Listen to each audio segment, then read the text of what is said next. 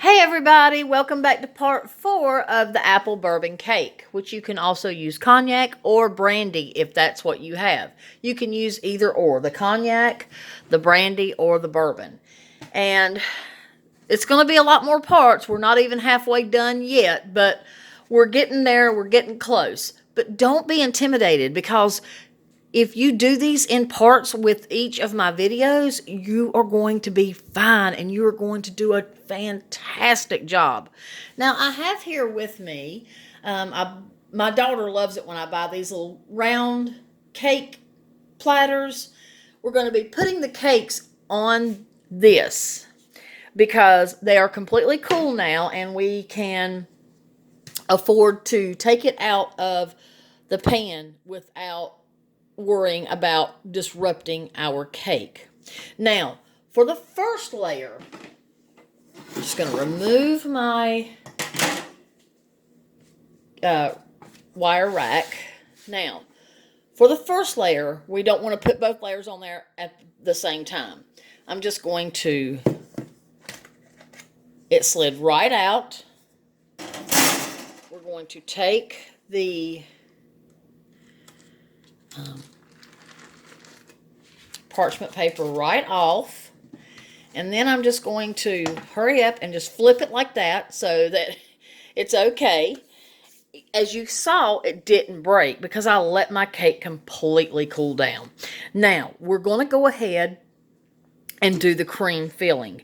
I have in my stand mixer 2 cups of heavy whipping cream and 12 tablespoons of powdered sugar, also known as icing sugar.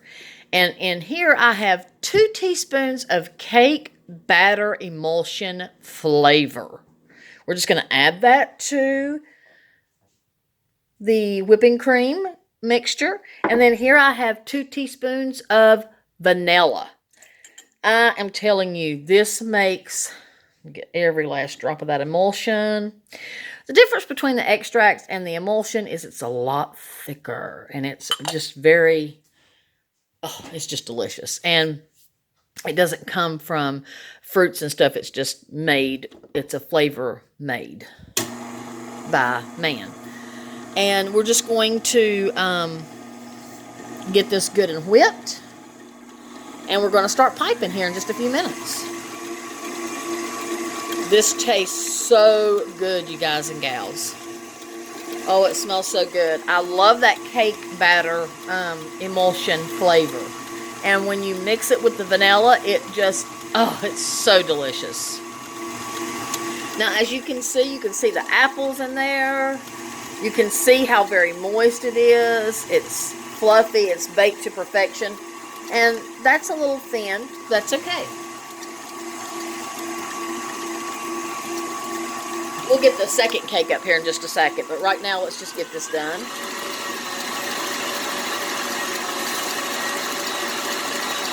Now, even after this, we're still not done because we've got to make the apple glaze. It doesn't take 2 minutes. You're going to enjoy this. We're going to be putting it all together now.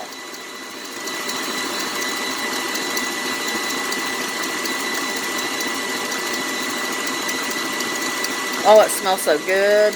Woo.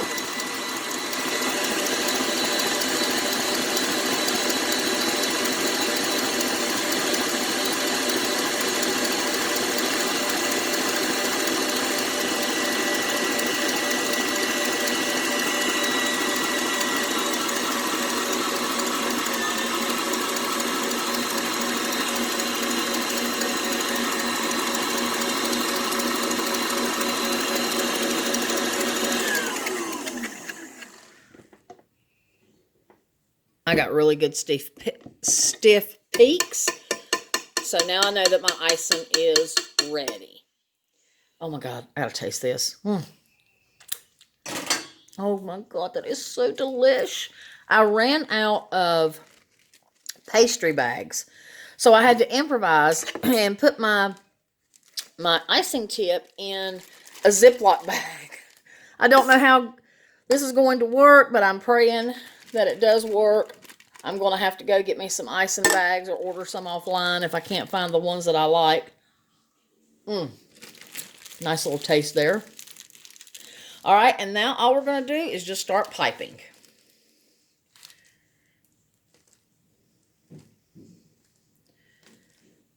Really need my icing bags, because this has got a little drip drip to it.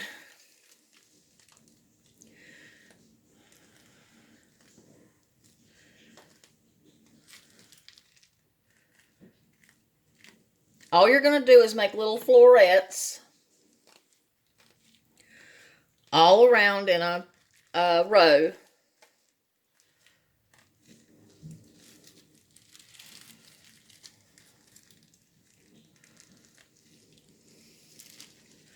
Alrighty. Great. Man, that whipped cream is so good. That you make, you know, on your own.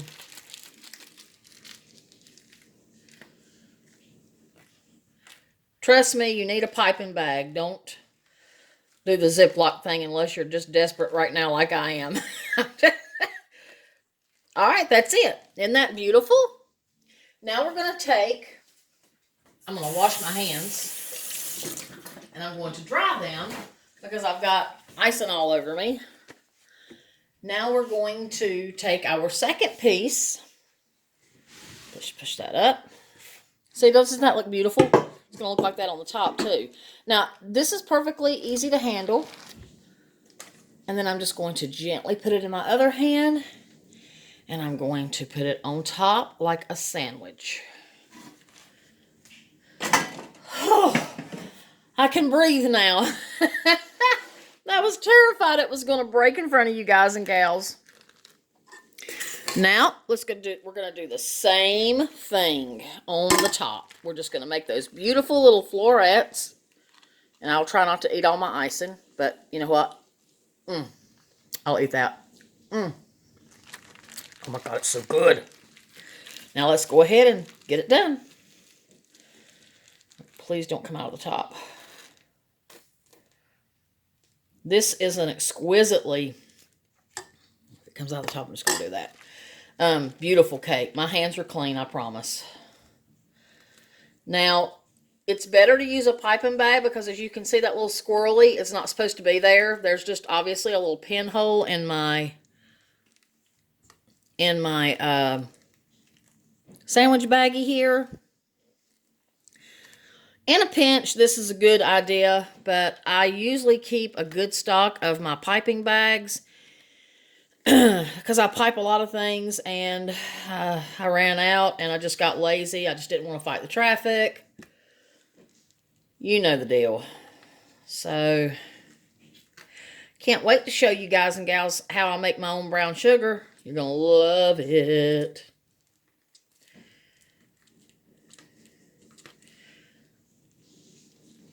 Almost, everyone. Let me get as much of this as I can. Hope I don't have to make more. If I do, I will. If I have to make more, I will. But hopefully, I will not have to. Now, after we get all this pipe, we got to put this cake in the refrigerator because it cannot sit out, or the whipped cream that we just made is going to get nasty and soggy. The very middle, you want it to stand up just like that. And then, bear with me, I got just enough to do a little round on the top, around that little pedestal. Oh, please don't mess up, for God's sakes. I don't know about y'all, but I always get nervous when I'm piping cakes because they could mess up so easy. I get so nervous. It's so hilarious. This is like our little centerpiece. And it just, when we get the apple glaze on here and I started to say pecans. When we get the apple glaze on here and we get the, well, that's not supposed to look like that, but you get the drift. Let's see if I can make it a little bit prettier.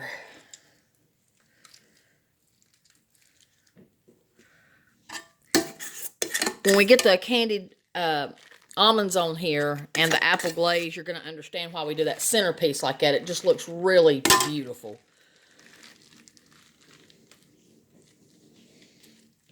This is so difficult to do without a piping bag. I never knew how difficult it would be.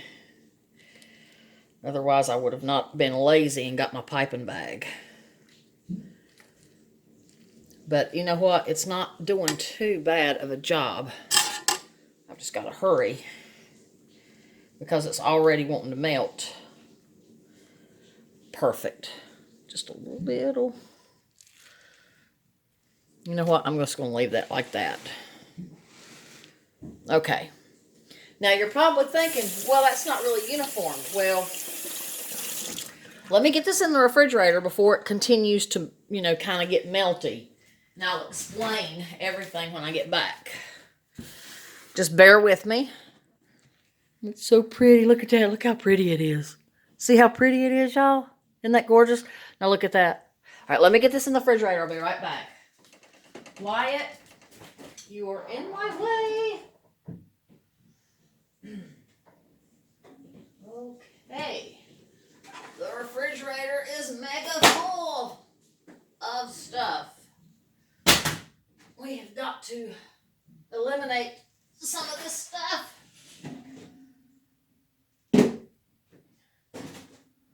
Okay.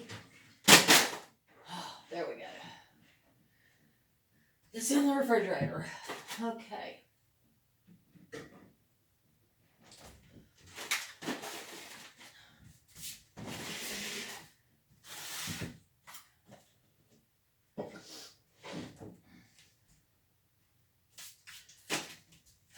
Get that in the refrigerator. Okay, so, and I still have plenty of time. Okay, now we're going to make the apple glaze. Sorry that it takes so long. I did really good. I used all of my, there's just a little bit there. Oh, yummy. This is so good. But the thing about it is you have to get it in the refrigerator ASAP, even though those cakes were completely cooled. They were completely cooled to the touch. And you know that because they didn't break when I took them out of the pan. All you need is a little patience. It took about maybe 30 minutes. So right now we're going to make the apple glaze. And I'm going to tell you how I'm doing that.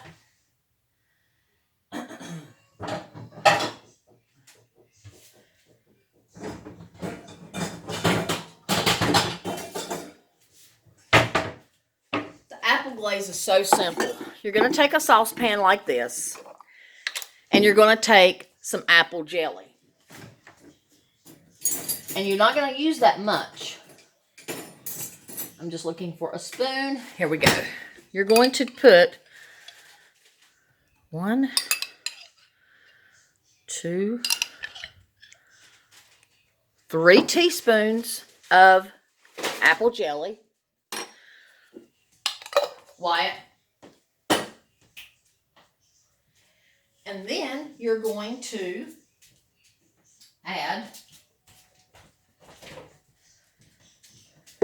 1 teaspoon of vanilla. Let me grab it.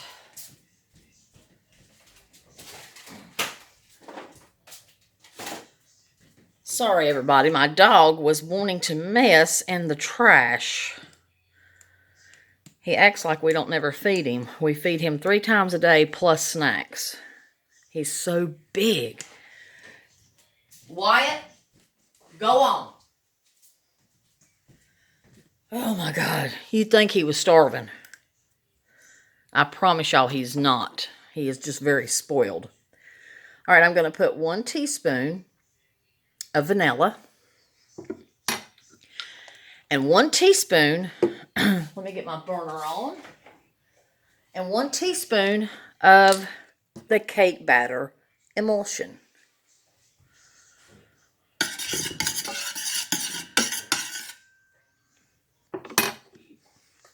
So good. We're going to melt this. We're going to get it good and melty. And that's the apple glaze. Amazing, right? So while I got you here, let me just clean up my mess, and we'll just have a little chit chat. I'm going to refrain from eating that. It's not like I need it. Can't help it though. When you cook good, whew, you just can't help yourself. I'm just going to clean up my mess here while that apple glaze is melting. And then we're going to finish doing the cake. Hopefully this will be the last part. I might be running out of time. So if I am, don't worry. I'll come back with the next part. Let me move this out of the way. I'll be right back, y'all.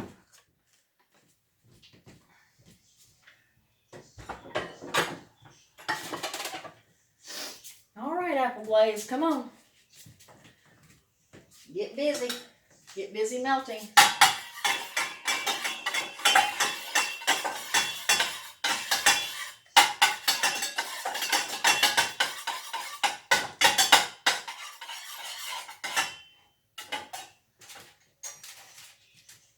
Now here is our candied almonds, and I gotta tell y'all, see they stick together like that. Isn't that gorgeous?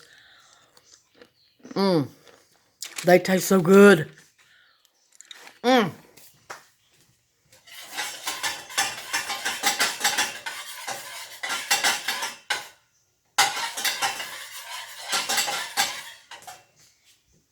The apple glaze looks so beautiful, dribbled on that cake.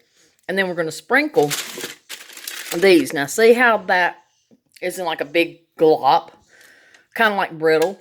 That's what happens when you candy pecans or almonds or any kind of nut. So while we're waiting for the apple glaze to get melty so that we can sprinkle it on the top of the cake, we're just going to go ahead and break this apart so that we can put these pieces on top of the cake.